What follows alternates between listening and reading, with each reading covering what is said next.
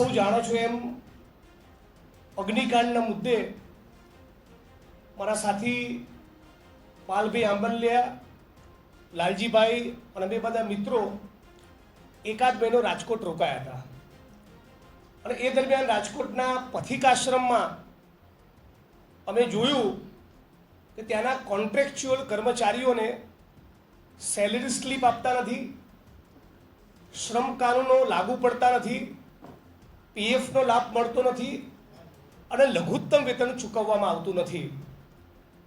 અને આ મુદ્દે મેં ફરિયાદ કરી અને એના પગલે તંત્ર હરકતમાં આવ્યું. પણ એના પછી સાથી પાલભાઈ અને લાલજીભાઈ એ હરણીકાંડ અને તક્ષશિલાના પીડિતોને મળવા વડોદરાના રાજકોટ ગયા તો ત્યાં પણ જોવા મળ્યું કે ત્યાંના સર્કિટ હાઉસમાં પણ લઘુત્તમ વેતન ચૂકવવામાં આવતું નથી. એ પછી અમે ત્રણેય મોરબી કાંડના પીડિતોને મળવા મોરબી સર્કિટ હાઉસમાં ગયા તો આરએનબી સંચાલિત મોરબીના સર્કિટ હાઉસના કોન્ટ્રાક્ચ્યુઅલ કર્મચારીઓને પણ લઘુત્તમ વેતન ચૂકવવામાં આવતું નથી. 1 વર્ષ પહેલા અમદાવાદ સર્કિટ હાઉસ જ્યાં હું લાંબા સમયથી રોકાઉં છું ત્યાં પણ લઘુત્તમ વેતન અમારે લડીને લાગુ કરાવવું પડ્યું. ભાવનગરમાં એક સ્લમ ડેમોલિશ થતી હતી એના આંદોલનમાં ગયો હતો તો ત્યાં પણ જોવા મળેલું કે આરએનબી દ્વારા સંચાલિત ભાવનગરના સર્કિટ હાઉસમાં પણ આઉટસોર્સિંગ ને કોન્ટ્રાક્ટના કર્મચારીઓના લઘુત્તમ વેતન ચૂકવાતું નથી. એટલે ઊંડી તપાસ કરતા ખબર પડી કે એક આરએનબીના સર્કિટ હાઉસમાં 7-8 થી લઈને 35-40 લોકો સુધીના આઉટસોર્સિંગના કોન્ટ્રાક્ચ્યુઅલ કર્મચારીઓનો સ્ટાફ હોય છે.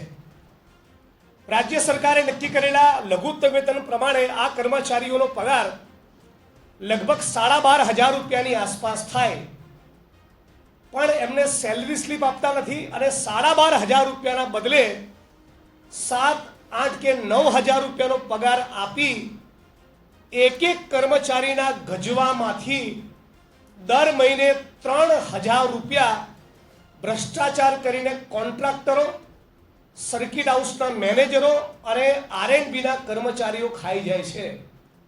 હવે એક સર્કિટ હાઉસમાં આવા 20 જ કર્મચારીઓની આપણે એવરેજ ગણીએ કે એક સર્કિટ હાઉસમાં 20 કર્મચારીઓ કામ કરતા હોય તો ગુજરાતના 250 થી વધારે તાલુકા એટલે લગભગ 7-8 હજાર કર્મચારીઓ અને દરેક કર્મચારીઓના પગારમાંથી 3 થી 4 હજાર દર મહિને રકમ ખવાય તો આનો આંકડો એક મહિને 2 થી 3 કરોડ રૂપિયા સુધી પહોંચે છે.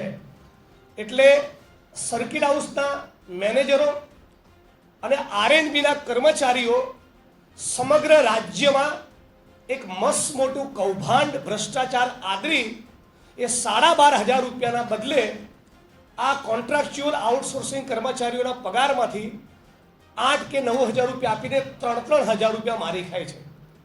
હું સર્કિટ હાઉસના કર્મચારીઓના મુદ્દે સતત લખતો રહું છું, સતત લડતો રહું છું, આ મુદ્દો ઉપાડતો રહું છું, મીડિયામાં પણ વાત કરું છું અને સતત principal secretary labour Anju Sharma, labour commissioner, જે તે જિલ્લા તાલુકામાં સર્કિટ હાઉસમાં રોકાવું ત્યાંના લેબર ઓફિસરો સાથે સતત વાત કરતો હોઉં છું. એટલે ઘણા માણસો મને એપ્રોચ કરતા હોય છે કે અમારા સર્કિટ હાઉસમાં પણ લઘુત્તમ વેતન ચૂકવાતું નથી. હમણાં રાજકોટ હું છેલ્લા 3 દિવસ દરમિયાન ફરી હતો ત્યાંના લારી ગલ્લા પાથરાણાવાળાના મુદ્દે.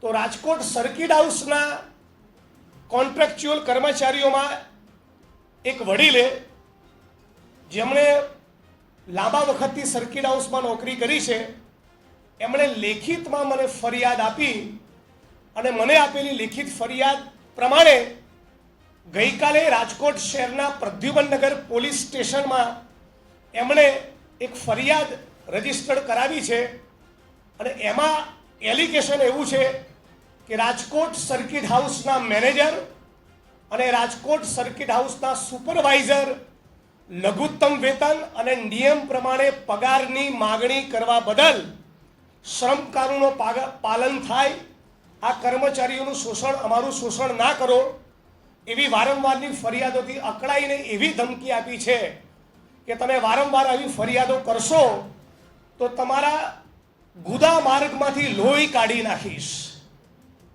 આવી ધમકી રાજકોટ સર્કિટ હાઉસના મેનેજર અને સુપરવાઇઝરે આપી હોવાની પ્રદ્યુમ્નગર પોલીસ સ્ટેશનમાં ફરિયાદ નોંધાવી છે. તમે કલ્પના કરી શકો કે ગુજરાતની અંદર આઉટસોર્સિંગ ને કોન્ટ્રાક્ચ્યુઅલ કર્મચારીઓ કઈ ભયંકર પરિસ્થિતિમાં જીવે છે.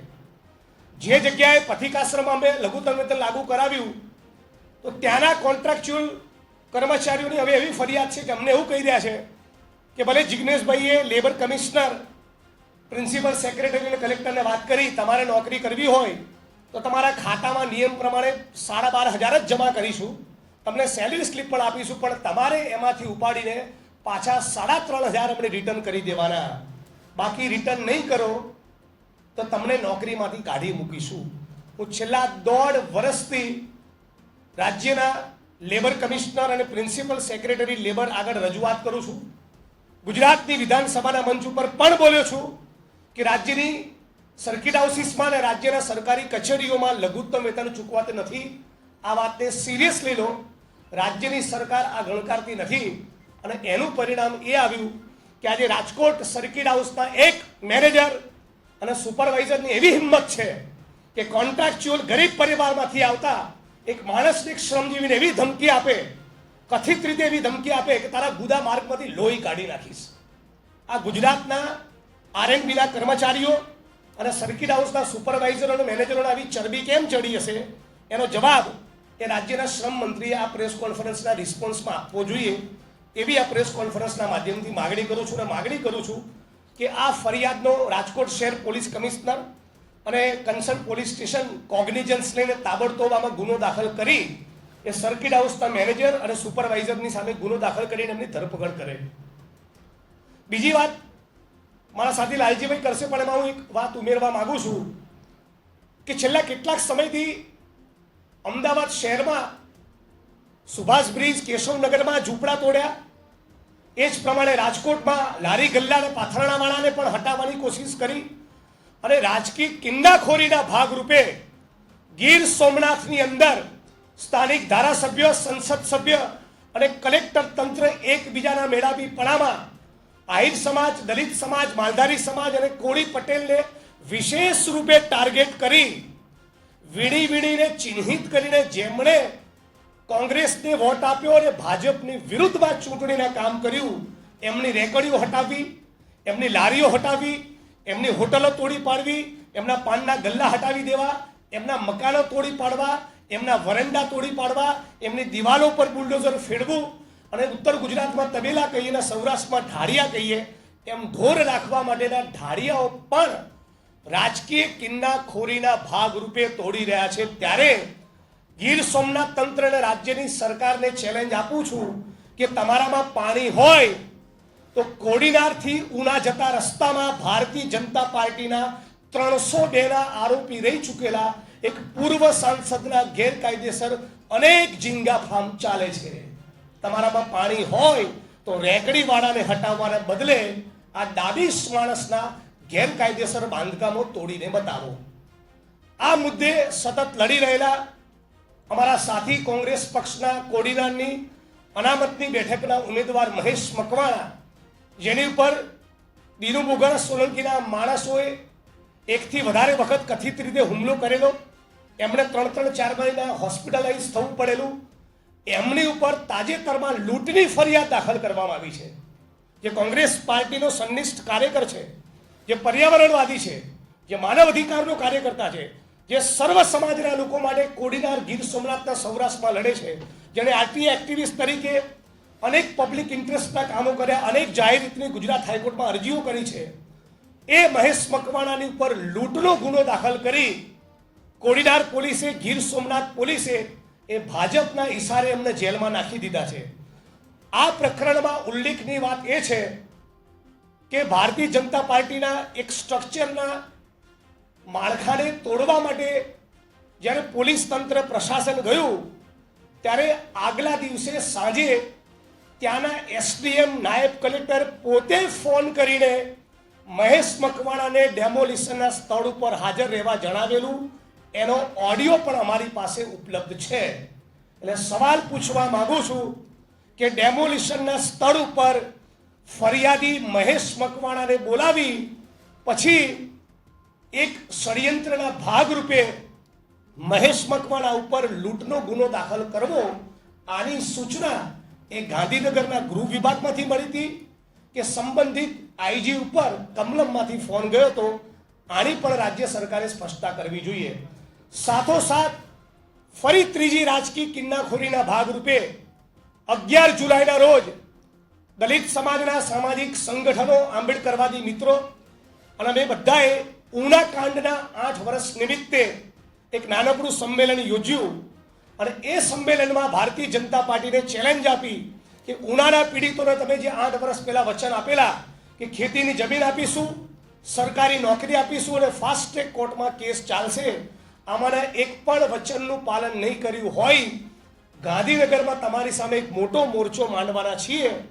તરત આ એનાઉન્સમેન્ટના 48 કલાકની અંદર નામદાર ગુજરાત હાઈકોર્ટના આદેશના પગલે ઉના કાંડના પીડિતોને 8 વર્ષ સુધી મળેલી 4 SRPના જવાનો અને 2 પોલીસ કોન્સ્ટેબલોની સિક્યુરિટીમાંથી કશું જ કીધા વગર, કશી ચોખવટ કર્યા વગર આજે જ ઉના કાંડના પીડિત વશરામ સરવૈયાનો મારી પર ફોન હતો કે 4 SRPના જવાનોનું રક્ષણ હટાવી લીધું છે.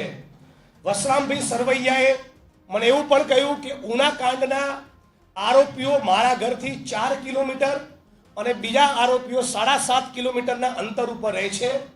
અમારા જીવ ઉપર ખતરો છે, જીવલેણ હુમલો થઈ શકે એમ છે. રાજ્યની સરકાર કોઈ પણ સંજોગોમાં તાબડતોબ અમને પોલીસ રક્ષણ નહીં આપે તો અનિચ્છનીય ઘટના બની શકે એમ છે. અને એટલું જ નહીં, ઉના કાંડમાં જે આરોપીઓ છે એ ગીર સોમનાથ પોલીસની મહેરબાનીથી, ગીર સોમનાથ પોલીસના રહેમો કરમના કારણે આજે પણ બુટલેગિંગનો ધંધો કરે છે. એટલે જેમણે સમગ્ર ગુજરાત અને દેશ અને દુનિયા જોવી એ પ્રમાણે ઉના કાંડને અંજામ આપ્યો, એ આરોપીઓને સબક શીખાવી એ તમામ પ્રકારની ખોડ ભૂલી જાય એવો દાખલો બેસાડવાના બદલે એવા રાજ્યની સરકારને પોલીસના આશીર્વાદ એમની ઉપર છે કે આજે પણ કથિત રીતે તેઓ બુટલેગિંગના વ્યવસાય સાથે જોડાયેલા છે. એટલે રાજ્યમાં રાજકીય કિન્નાખોરીની સાથોસાથ છાકટા બનેલા આ બદમાશો, ડામીશો એ કેટલા બેફિકર થઈ ચૂક્યા છે અને કાયદો વ્યવસ્થાનો કોઈ એમને ડર નથી. એ આ પ્રેસ કોન્ફરન્સના માધ્યમથી કહેવા માગું છું. બાકીની વાત મારા સાથી લાલજીભાઈ કરશે. પણ આ રાજકીય કિન્નાખોરીના વિરુદ્ધમાં જેમ અગ્નિકાંડમાં લડ્યા, જેમ લઘુત્તમ વેતનના મુદ્દે લડી રહ્યા છે, એમ 19 તારીખે અમે કોડીનારમાં પણ જવાના છીએ અને ત્યાં પણ એક સંમેલન કરીને સરકારને ચેલેન્જ આપવાના છીએ.